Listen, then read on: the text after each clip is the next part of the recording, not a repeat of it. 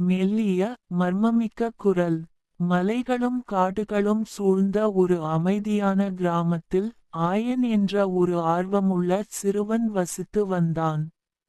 அவன் மற்றவர்களைப் போல இல்லை என்று சொல்வது தவறாகாது.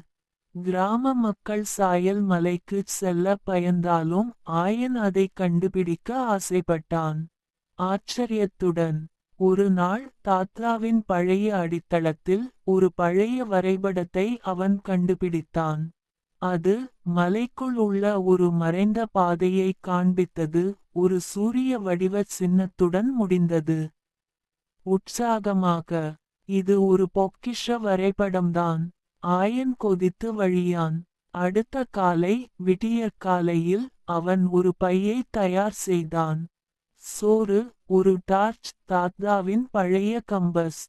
அவன் பயணத்தை தொடங்கினான். மர்மத்துடன். காடு அடர்த்தியாய் கருத்தது. இலைகள் அசைந்தன, சத்தங்கள் பரவின.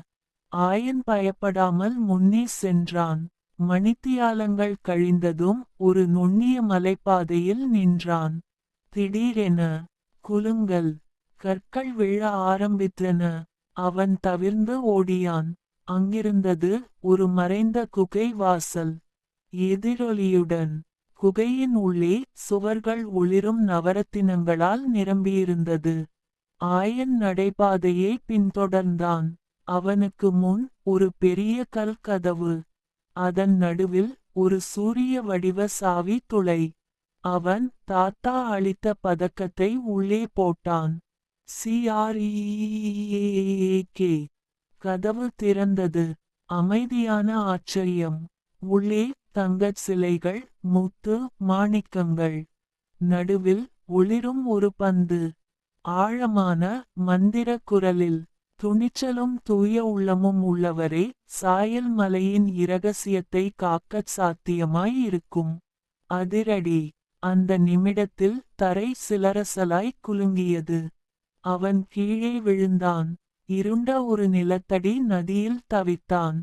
மிதந்து ஒரு ஒளிரும் கல்லை பிடித்தான். அந்த நதி அவனை வெளிச்சத்துக்குக் கொண்டு வந்தது. மலையின் அடியில் அமைதியான குரல். அவனுடன் வந்தது அந்த ஒளிரும் பந்து. அது ஆயனை தேர்ந்தெடுத்தது. அவன் கிராமத்துக்குத் திரும்பினான். ஆனால் அந்த இரகசியத்தை கூறவில்லை. அதற்கு பதிலாக அவன் அந்த பண்டித நூல்களில் உள்ள அறிவை பயன்படுத்தினான். மிகவும் சிறந்த பயிர்கள், தூய குடிநீர், புதிய கருவிகள், உத்வேகமான